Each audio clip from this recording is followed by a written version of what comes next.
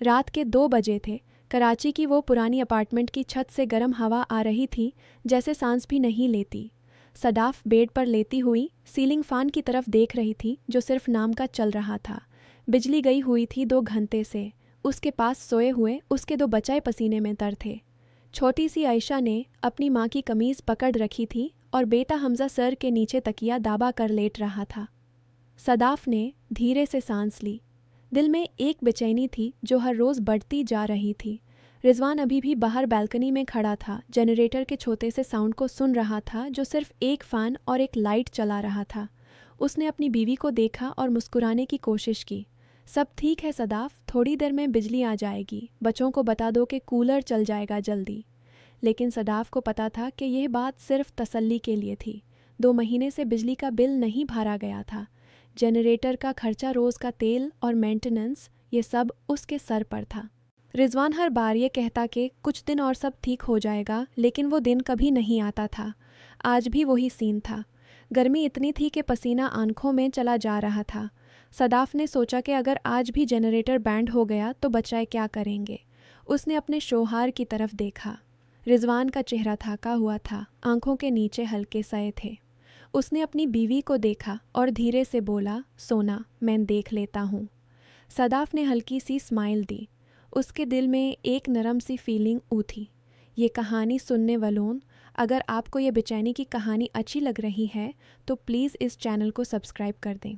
इन कहानियों को बनाने में बहुत मेहनत लगती है और ये हमारे लिए गुजारा का सहारा है।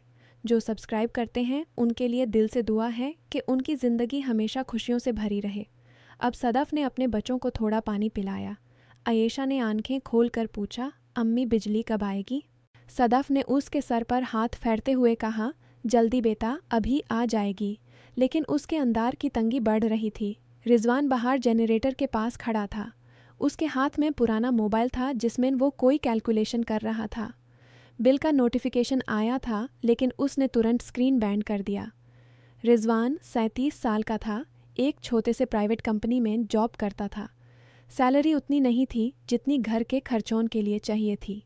कराची की महंगाई, स्कूल फीस, किराया और अब ये बिजली का मसला। उसने सदाफ से कभी असल बात नहीं बताई थी।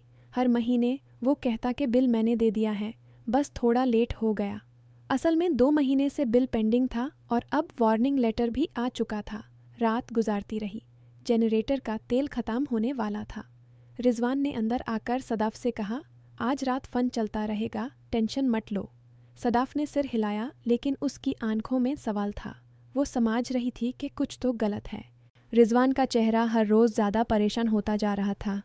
वो रात को देर से सोता, सुबह जल्दी उठ जाता। कभी कभी वो अपने फ़ोन पर पुराने मैसेजेस देखकर सोचता रहता। अगली सुबह जब बिजली आई तो सदाफ ने देखा कि फ्रिज में सिर्फ 2 रोटियां बची हैं। उसने चाय बनाई और रिजवान को बुलाया। दोनों ने चुपचाप चाय पी। हमज़ा स्कूल के लिए रेडी हो रहा था। आयशा अभी भी सो रही थी।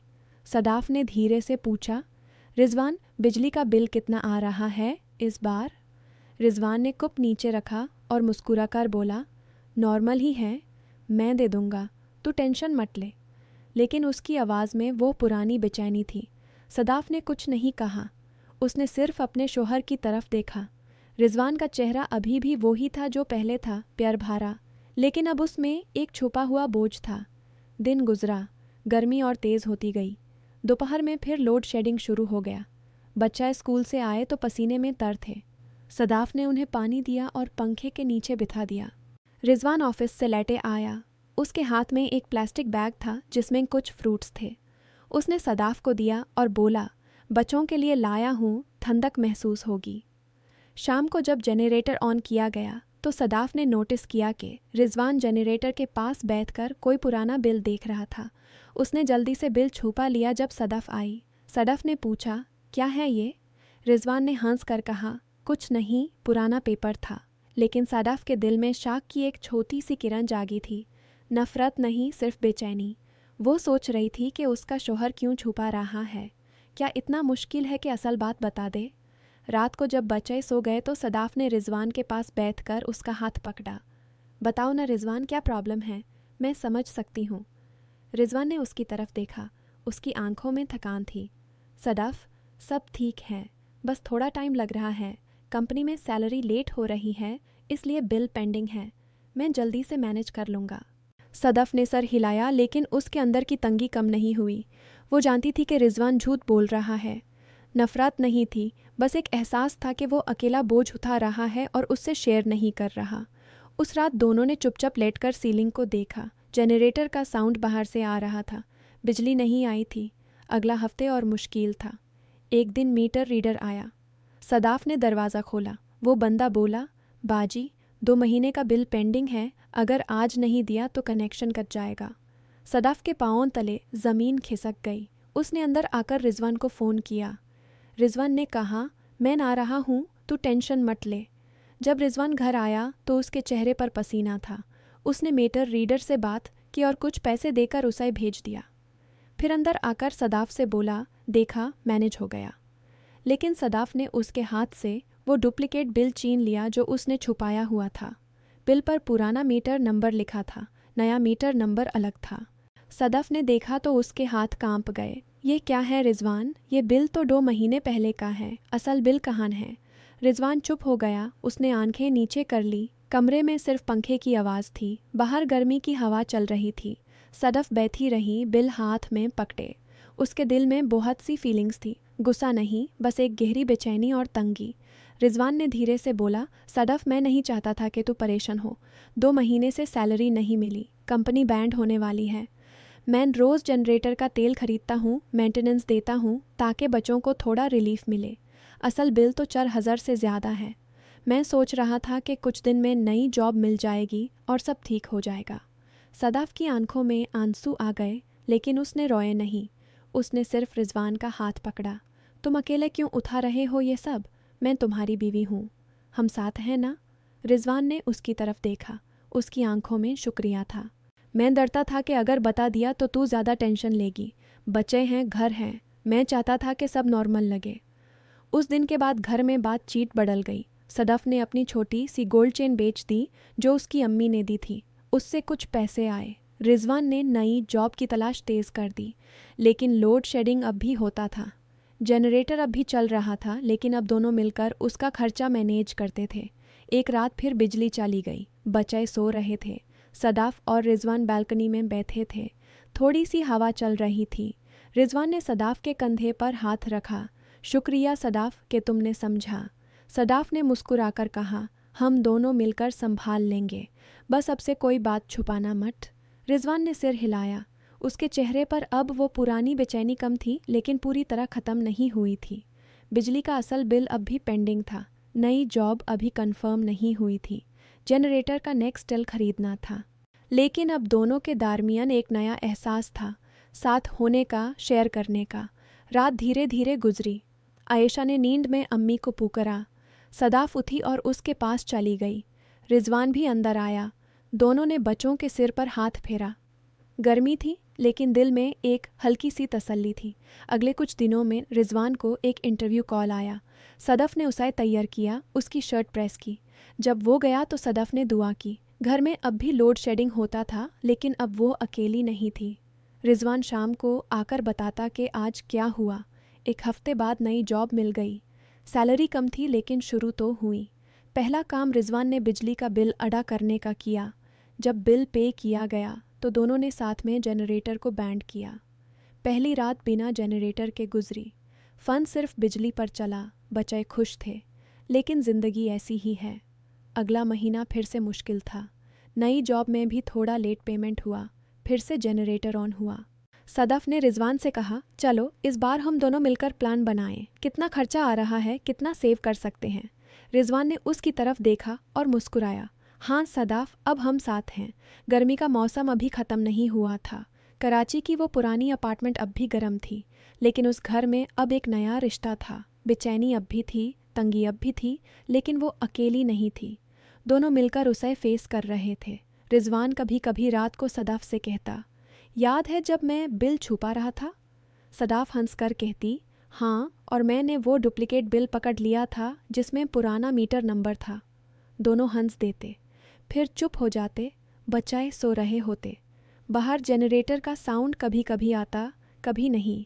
जिंदगी चल रही थी, परफेक्ट नहीं थी लेकिन अपनी थी। सदाफ अक्सर सोचती कि अगर रिजवान ने शुरू से ही सब बता दिया होता तो शायद इतनी रातों की नींद उड़ न जाती। लेकिन अब वो समझ चुकी थी कि मर्द कभी कभी अपनी बीवी को परेशानी से बचाने के लिए झूठ बोल देता है और औरत कभी कभी उस झूठ को समझकर भी चुप रहती है ताकि रिश्ता ना टूटे।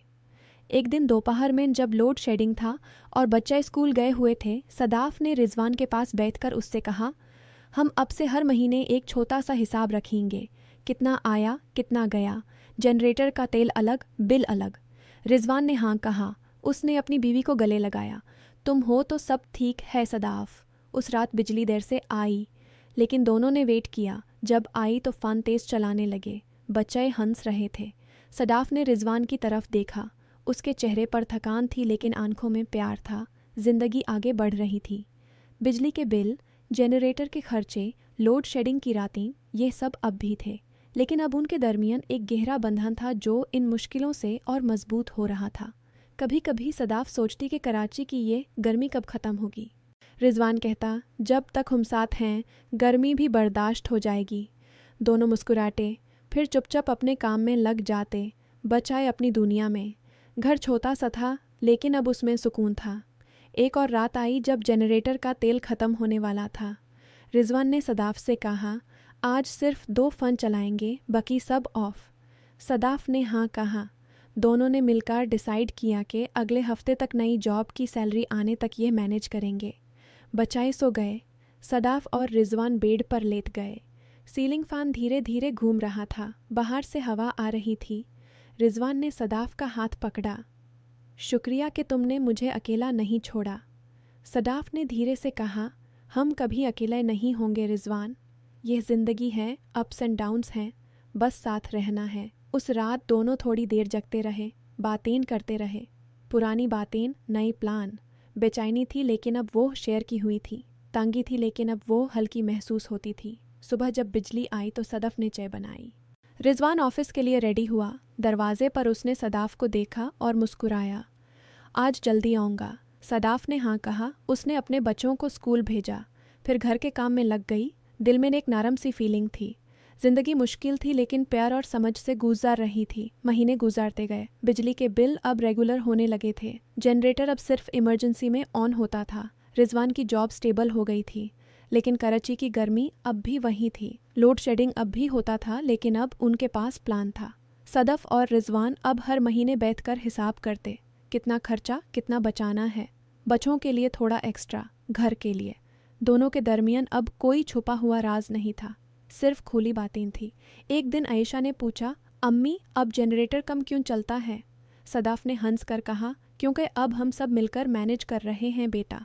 रिजवान ने दूर से सुनकर स्माइल की। उसके दिल में सुकून था। वो जानता था कि उसकी बीवी ने उसे समझा था बिना ज़्यादा सवाल किए, सिर्फ प्यार और हिम्मत से।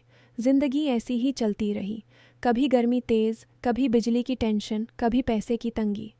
लेकिन उनके रिश्ते में अब एक मजबूती थी जो इन सब से ऊपर थी। रात के वक्त जब दोनों बेड पर लेटते तो कभी कभी वो पुरानी रातों की याद करते, जब रिजवान बिल छुपाता था, जब सदफ ने डुप्लीकेट बिल पकड़ा था जिसमें पुराना मीटर नंबर था। वह यादीन अब हंसी का सबब बन चुकी थी। सदफ कहती, उस दिन मैं बहुत डर गई थी। रिजवान कहता, और मैं बहुत शर्मिंदा था। फिर दोनों हंस पड़ते। बच्चे की नींद खराब ना हो इसलिए धीरे से। कराची की वो पुरानी अपार्टमेंट अब भी वही थी। गर्मी का मौसम अभी भी जारी था, लेकिन उस घर में एक छोटी सी फैमिली थी जो हर मुश्किल को साथ मिलकर फेस कर रही थी। बेचैनी अब भी आती थी, तंगी अब भी होती थी, लेकिन अब वो अकेली नहीं थी। दोनों के दिल में एक दूसरे के लिए जगह थी जो हर दिन और गहरी होती जा रही थी। और ये कहानी यहीं तक थी।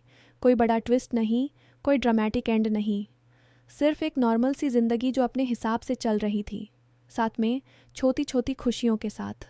रिजवान और सदफ अब भी उसी अपार्टमेंट में रहते थे। बच्चे बड़े हो रहे थे। जनरेटर अब भी घर में था लेकिन कम मुँह से होता था। बिजली का बिल अब टाइम पर आता था, लेकिन कभी कभी रात को जब लोड शेडिंग होता था तो दोनों याद करते कि कैसे उन्होंने ये सब साथ गुजारा था और मुस्कुराते थे। यह थी उनकी कहानी, एक छोटी सी लेकिन दिल से दिल तक। बेचैनी और तंगी की, लेकिन प्यार और समझ की भी।